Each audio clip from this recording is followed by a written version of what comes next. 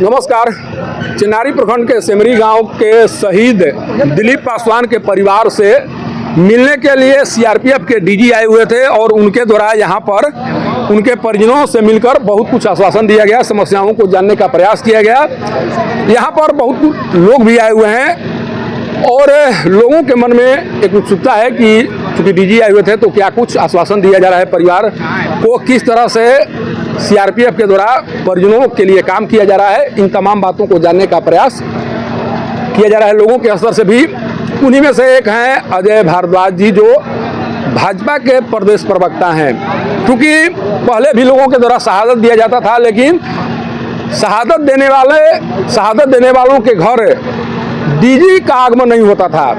आखिर क्या कुछ बदल गया कि अब एक शहीद के घर उस विभाग के डीजी तक पहुंच रहे हैं? ये बदलाव क्यों दिखाई पड़ रहा है, किन कारणों से दिखाई पड़ रहा है, तमाम बातों को जानने का प्रयास मेरे द्वारा किया जाएगा।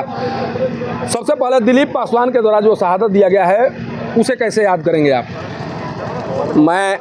मेरा नाम अजय भारद्वाज हुआ। मैं बिहार प्रदेश के भारतीय जनता पार्टी के सामाजिक न्याय मोर्चा का प्रवक्ता हूँ। दिलीप पासवान और दिलीप पासवान के परिजनों और उसके गांव के लोगों को मैं कोटि कोटि नमन और प्रणाम करता हूं। और दिलीप पासवान के पथ चिन्हों पर इस गांव के लोगों को चलने के लिए मैं प्रेरित करूंगा कि एक दिलीप पासवान शहीद हुआ, वैसे वैसे इस गांव से बहुत सारे दिलीप पासवान का समझिए कि जन्म हो और उत्पत्ति हो, और दिलीप पासवान जैसे जंबाज और लड़ाकू सीआरपीएफ और सेना और पुलिस के जवान तैयार हों। और डीजी सर को आने का ही हुआ कि केंद्र में मोदी जी का सरकार है, भारतीय जनता पार्टी का सरकार है। हमारी सरकार का आज का दिन है कि जब पाकिस्तान एक तरफ एक आंख उठाकर देखता है तो मोदी जी दोनों आंख खोलते हैं, तो वहां समझिए कि नेस्तनाबूद पाकिस्तान में नेस्तनाबूद हो जाता है और आतंकवादी गतिविधियां जो है एकदम चकनाचूर हो जाता है।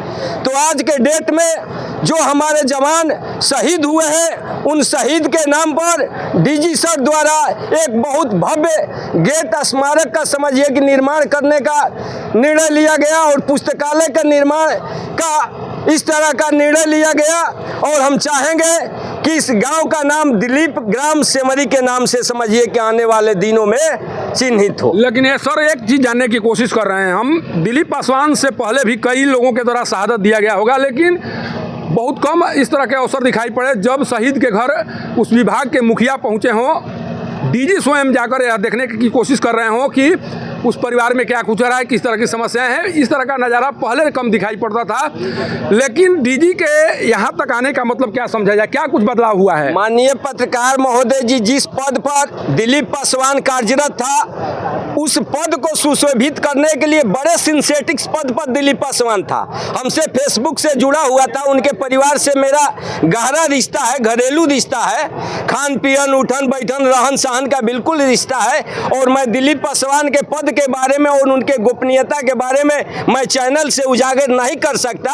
इसलिए जो काम दिलीप पासवान करके दिखाए हैं वो समझिए कि हजारों हजार लोग शहीद होकर भी दिलीप पासवान का कार्य नहीं कर पाते। इस कारण पूरे भारत का गृह मंत्रालय से डीजीपी सर समझिए इस ग्राम में आने का कार्य किया है। लेकिन दिलीप पासवान का जो शहादत है वो आंतरिक दुश्मनों के कारण देना पड़ा है, क्योंकि देश अभी दो मोर्चा पर जुड़ता हुआ दिखाई पड़ रहा है। एक बाहरी दुश्मन तैयार है, दूसरा आंतरिक दुश्मन परेशान कर रहे हैं। बाहरी दुश्मनों के साथ किस तरह से निपटा जा रहा है ये तो दुनिया ने देख लिया, लेकिन आंतरिक दुश्मन है उनसे कैसे निपटने की कोशिश की जाएगी? छोटे मोटे गतिविधियां बहुत पहले से होता आ रहा है, लेकिन बहुत कम माननीय पत्रकार महोदय जी हो गया है। इस सरकार में हमारी समझिए कि तमाम जो पुलिस की एजेंसियां हैं वो तमाम सक्रिय हो गई हैं, इसलिए बहुत कम लोग इस तरह के घटना के शिकार होते हैं जैसे हमारे दिलीप पासवान जैसे हमारे समझिए कि लोग शिकार हुए।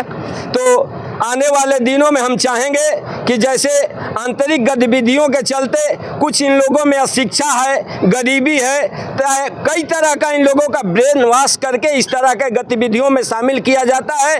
भारत सरकार इस पर काफ़ी पहल कर रहा है और आने वाला ये जो गतिविधियां हैं धीरे धीरे समाप्त हो जाएगा और भारत देश का समझिए कि एक विकसित देश में, दुनिया के विकसित देशों में एक समझिए कि गिना जाएगा। अच्छा, प्रधानमंत्री 30 तारीख को यहाँ पर आने वाले हैं। दिलीप पासवान के द्वारा शहादत दी गई है। आप क्या चाह रहे हैं कि मंच से कम दिलीप पासवान के परिवार को संबोधित करते हुए कोई संदेश उनके द्वारा दिया जाए? क्या कुछ होना चाहिए? चूंकि प्रधानमंत्री का आगमन होने जा रहा है 30 तारीख को, आपकी कोशिश क्या होगी? कम से कम उस मंच से दिलीप पासवान को याद किया जाए, ये कोशिश होगी। देखिए, हम लोग चाहेंगे, हम लोग बिहार संगठन के कार्यरत एक समझिए कि कार्यकर्ता के रूप में हैं। जब माननीय पत्रकार महोदय जी आप याद दिलवाए तो आंखों से आंसू और दिल से हृदय का समझिए कि गदगद उद्गार उस दिलीप पासवान के प्रति उद्वेलित हो रहा है। हम चाहेंगे कि समझिए कि विक्रमगंज आने वाले मंच से इस समझिए कि इस तरह के कार्यक्रम में हम एक लेटर द्वारा वर्णन करके और यहाँ का जो इसी क्षेत्र का जो समझिए कि कहिए ये जो मंत्री हैं, श्रम मंत्री हैं, श्रम राज्य मंत्री माननीय संतोष जी हैं, उनके माध्यम से इस तरह का समझिए कि मैं मंच से इस आवाज़ को दिलीप पासवान का नाम लेकर उस आवाज़ को उद्भेदन माननीय प्रधानमंत्री नरेंद्र मोदी जी द्वारा करवाने का कार्य करेंगे।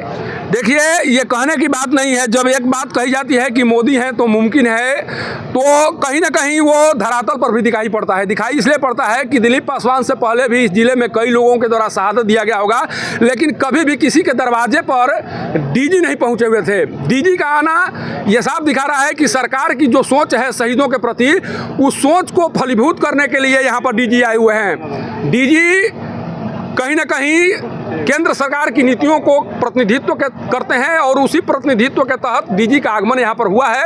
और नरेंद्र मोदी के द्वारा जिस तरह से शहादत देने वाले शहीदों के प्रति सम्मान व्यक्त किया जा रहा है, उस सम्मान को ध्यान में रखकर इतना तो उम्मीद किया ही जा सकता है कि जब मंच पर, विक्रमगंज के मंच पर प्रधानमंत्री नरेंद्र मोदी पहुंचेंगे, उस समय उनके द्वारा दिलीप के द्वारा दिए गए शहादत को जरूर याद किया जाएगा। ये कहा जाएगा कि रोहतास के एक लाल के द्वारा आंतरिक दुश्मनों से लोहा लेते हुए अपनी प्राण की आहुति दी गई और उनके परिवार के लिए जो कुछ होगा वो किया जाएगा। इस तरह का आश्वासन जरूर दिया जाएगा, ये उम्मीद किया ही जा सकता है।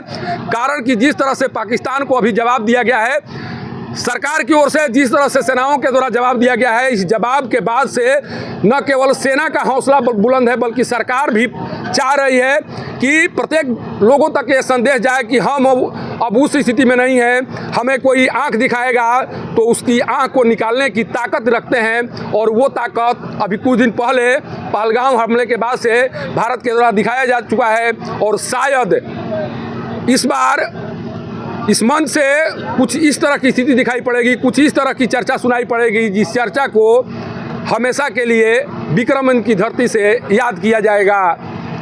सेमरी गांव से पब्लिक न्यूज़ के लिए सत्येंद्र चौबे की रिपोर्ट।